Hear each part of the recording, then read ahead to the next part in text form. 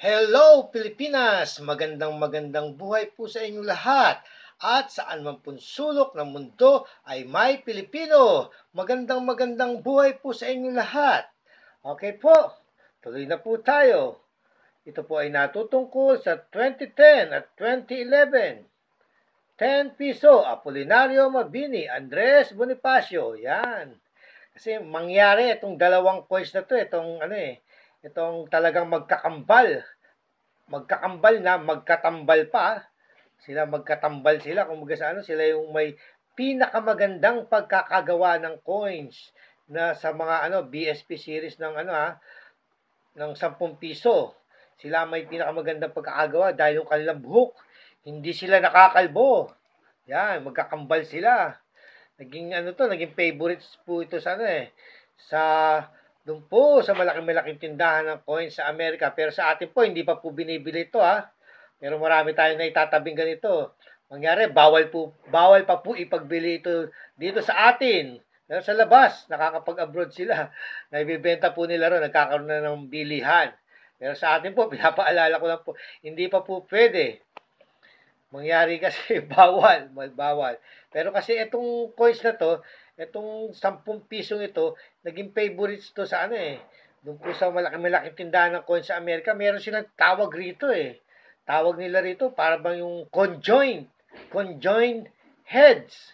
Yung conjoined heads, parang tawag nila, kambal ba? Kambal na ulo. Yeah, conjoined heads, dalawang ulo. Kasi hindi lang naman po tayo ang gumagamit ng ganitong uri ng coins, yung bimetallic, marami rin pong bansa. Pero itong mga itong mga coins natin naging favorite siguro, naging panahon kasi panahon ni Manny Pacquiao.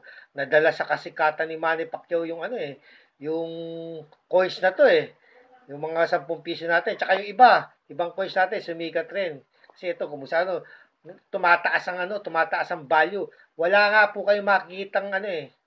Wala po kayong makikitang nagdi-display ng ganitong ng ganitong mga coins, yung mga 10 piso, doon po sa eBay, doon po sa labas ng bansa, walang gaano nagdi-display, walang gaano nagbebenta, kasi nga alam nila, pagdating ng araw, talagang tataas ang presyo. Pero nag-iipon sila, pero sa atin, syempre, wala lang. Kasi sa atin, umiikot yung ganitong coins Ginagamit pa natin Pero meron tayong mga kababayan, syempre, nagtatabi na unti-unti nito dahil pagka hindi na nating ginagamit to, doon tayo magkakaalaman. Pagka hindi na talaga ginagamit, pagkadating ng araw, swerte yung mga makakapag-kolekta ng mga ganitong coins, lalo na yung mga hindi pa, yung wala pang tama, ito, nakukoleksyon ko na to Pero yung mga ilan lang nakukolekta ko, gusto nagagastos ko rin na ibibili ko rin pa sa tindahan. Mali. Titignan natin yung presyo niya sa Numista tsaka sa NGC. Okay? Gagalaw ko na ang cellphone ko. Masyadong sikat tong Itong dalawang coins. Pero mas sikat ang 2011 Mas naging favorite nila. Pero lahat naman ng BSP coins natin, gustong-gusto nila kasi nabibili. Konti na nga yung nadi-display nila sa eBay ngayon Okay, pumuntahan po natin yung Numista. May pa-shoutout nga pala tayo. Shoutout sa'yo, Dennis Ocop. Gandang hapon, bossing. Pa-shoutout po. Salamat and God bless. Shoutout sa'yo, Dennis Ocop. Ito naman. Princess Lumpingan. Sir, pa-shoutout po. Yan, sabi niya. Princess Lumpingan, shoutout sa'yo. Ito naman, Gloria Dusaran. Sir, pa-shoutout pa-more po. Meron po akong 2010. Magkano po ang bili nito? Sa ngayon, hindi pa tayo namimili. Wala pa tayong gaanong puhunan para mamili. Pero pagdating ng araw, mamimili rin tayo. Dahan-dahan pagka nakapag-ipon. Ayan. Gloria Dusaran, shout out sa'yo. Ayan. Punta naman tayo ng Numista. Kay Numista. Ayan. Ang 2010, ang kanyang presyo. 2010 kay Numista. Ayan. Ang kanyang presyo ay 104 sa very fine. 104.16. Uncirculated, 86.99. almost uncirculated, 10.30. Hindi sila bumenta yung yung very fine ng 2010, ha. Yan, isa marami rin na supply, 16%, oh, frequency ng kanya minted, no. Konti pa rin. Pero ay marami na.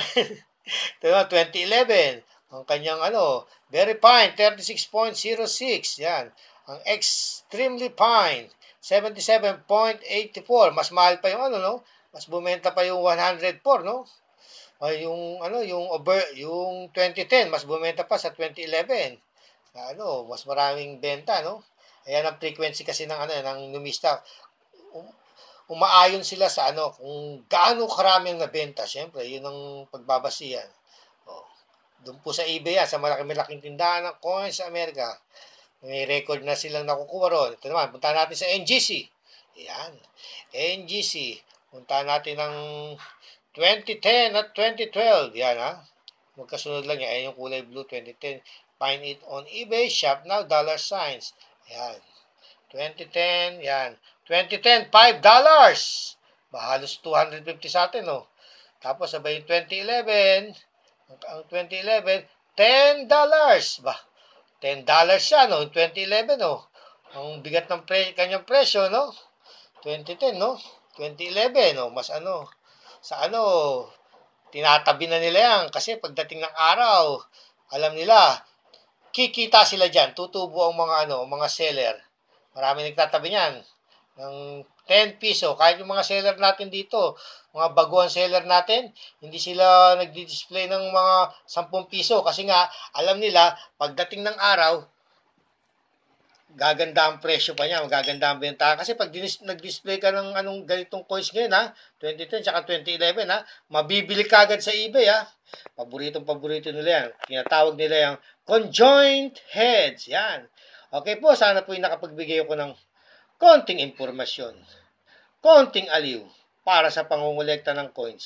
Ang mahalaga, alam natin kung magkano ang presyo, value ng mga coins na ating hawak. Okay po, hanggang sa muli po. Lagi po nating tatandaan, ang mga barya ay bahagi ng kasaysayan at tayo po ay bahagi ng kasaysayan ng Pilipinas. Bye for now. Don't forget to subscribe.